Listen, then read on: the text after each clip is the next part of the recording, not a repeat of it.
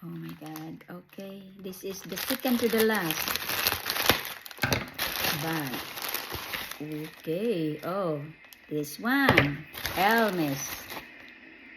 Hermes.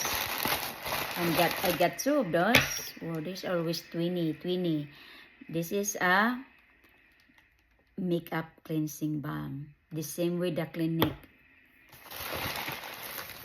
And there's another Murad. This is a retinol.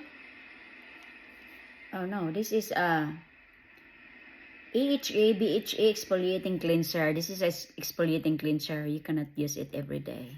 At least 3 times a week. Every other day, you can do it.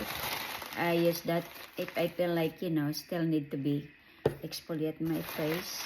And here, that's all I have. Twinny. Hermes. This is all for the cleansing your face when you wear makeup. If you don't wear makeup, you don't need this. But if you like this one, maybe if you want to exfoliate your face, sometimes it's good. Alright, so here